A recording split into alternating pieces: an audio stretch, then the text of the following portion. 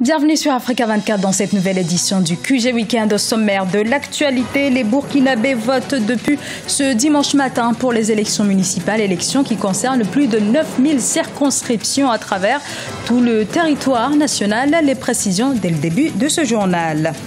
Et au Togo, des partis d'opposition réunis dans le combat pour l'alternance politique 2015. Cap 2015, une grande marche s'est tenue ce samedi dans les rues de Lomé, la capitale. L'opposition demande notamment des réformes institutionnelles et électorales et le débat sur le référendum constitutionnel annoncé en Côte d'Ivoire avant la fin 2016 et désormais dans le paysage politique. Au cœur des interrogations, les textes de la Constitution sur lesquels les électeurs auront à se prononcer.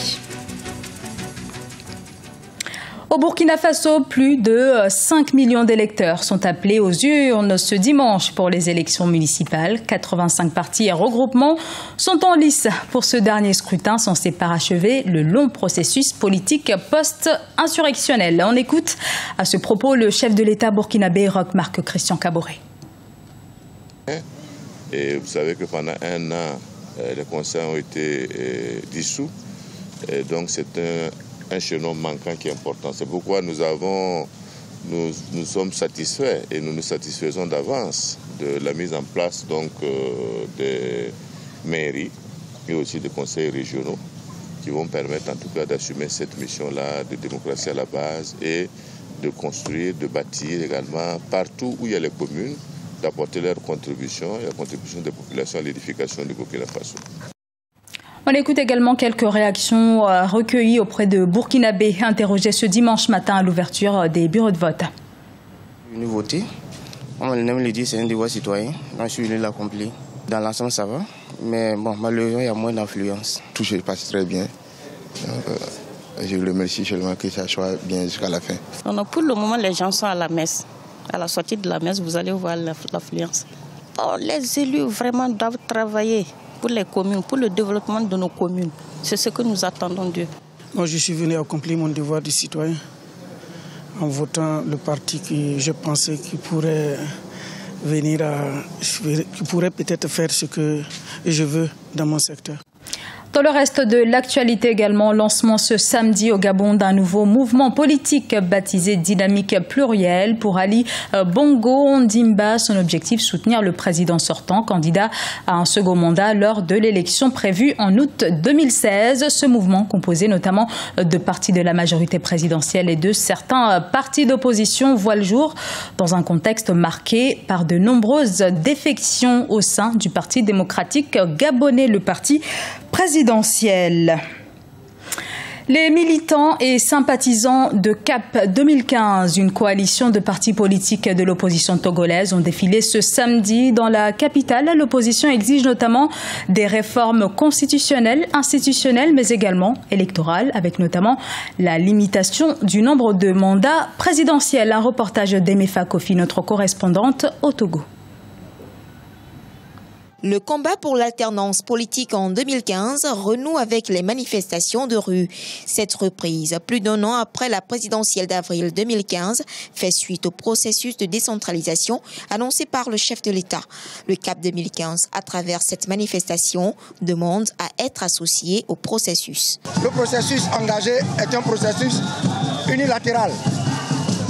Or, l'accord politique global dit prescrit que tout ce qui va déboucher sur des élections doit être fait de manière consensuelle.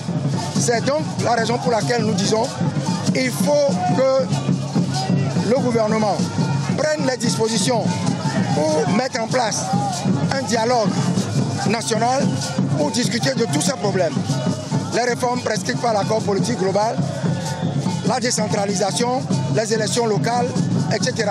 Le résultat attendu à travers cette manifestation est l'aboutissement d'une décentralisation réussie. Et pour ce faire, l'opposition est appelée à adopter bien d'autres stratégies. Pendant longtemps, l'opposition s'est focalisée à contester ce que le pouvoir en face fait. Donc maintenant, il faut qu'ils nous montrent leur capacité à pouvoir diriger.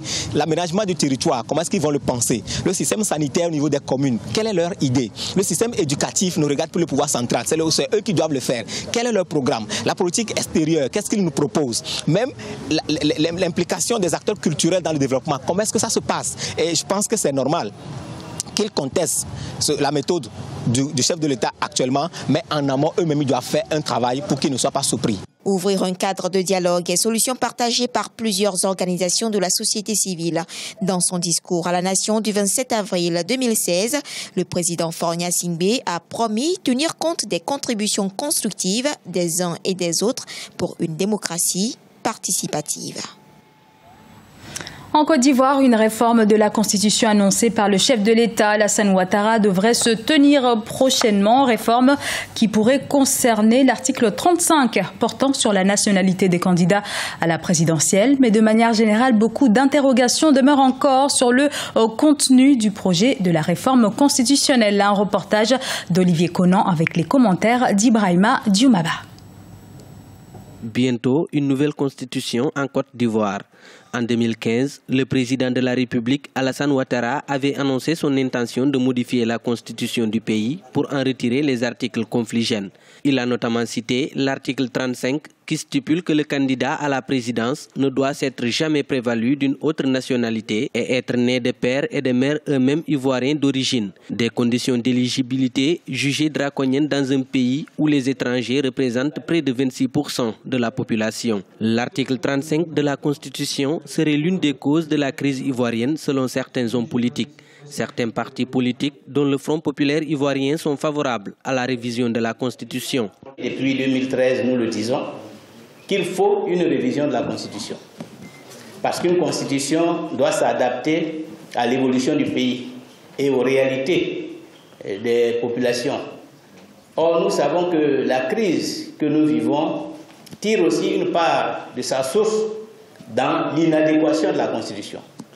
Nous savons aussi que cette Constitution, bien qu'elle constitue une avancée par rapport à la Constitution de 59 et de 1960, comporte encore des insuffisances. Par exemple, sur toutes les questions liées aux libertés et aux droits de l'homme. Par exemple, sur la question de l'équilibre des pouvoirs. Par exemple, sur la question de l'indépendance de la magistrature et de l'appareil judiciaire. Cette position est combattue par d'autres partis politiques opposés à la révision de la Constitution. Ce serait une manœuvre politique du président Alassane Ouattara pour se maintenir au pouvoir, selon Mamadou Koulibaly, président de Liberté et Démocratie pour la République. Il a envie de se représenter président de la République en 2020. Cette disposition le gêne et il a envie de l'enlever. Et nous nous disons non. Un mandat, deux, ça suffit. Une autre disposition de l'article 35, c'est que le président de la République a un mandat renouvelable, mais à partir de 75 ans, on ne peut plus être candidat à la présidence de la République. Cette disposition gêne Ouattara, qui a dépassé les 72 ans, et en 2020, il aura dépassé les 75 ans, et il n'est pas question pour lui de renoncer au pouvoir. Voilà les deux dispositions qu'il a envie de changer. La constitution actuelle de la Côte d'Ivoire a été élaborée par une commission constitutionnelle, consultative et électorale et votée le 23 juillet 2000 à 86% par les Ivoiriens. C'était à l'occasion d'un référendum organisé par la transition militaire, alors dirigée par le général Robert Guèye. Le gouvernement ivoirien n'a pas encore dévoilé le texte qui sera soumis au référendum avant la fin de l'année 2016. Il pourrait apporter de grands changements dans l'ordre constitutionnel du pays, puisque le président Alassane Ouattara a évoqué l'idée de l'instauration d'une vice-présidence de la République. Du sport également dans l'actualité avec la dernière journée du championnat de basketball au Rwanda. Ce samedi, IPRC Sud recevait les Patriotes. Il s'agissait d'un duel crucial. Objectif déterminer le vainqueur de la Ligue. Et c'est finalement les Patriotes qui se sont imposés. Un reportage d'Olive Adjakoto, notre correspondant au Rwanda. Patriots décroche son premier titre de la Ligue 1 de basketball du Rwanda au niveau des hommes. C'était ce 21 mai 2016 à Ouye au sud du pays. Patriots a dominé IPRC Sud 52 à 45 au terme d'un match à suspense. Les étudiants du Sud remportent les 3 premiers cartons de la partie 9-7, 26 à 15 et 34 contre 31. Mais les rouges et noirs de Patriots devancent les étudiants de 7 points d'écart dans le dernier quart-temps grâce à leur expérience.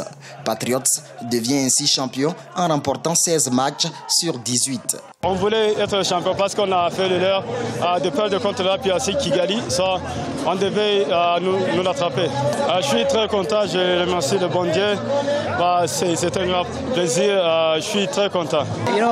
J'étais l'entraîneur de Patriots l'année dernière et nous étions deuxième de cette ligue. Cette saison, on a corrigé nos erreurs et nous ne voulions plus occuper cette deuxième place. Voilà, nous sommes champions, nos vœux se sont accomplis en cette année. 10 clubs ont pris part au championnat 2016 de basketball homme du Rwanda. IPRC Kigali, IPRC Sud et Patriots ont participé pour la deuxième fois à cette ligue. Ces équipes ont même bousculé la hiérarchie en se classant parmi les 4 premières. C'est vraiment très clair.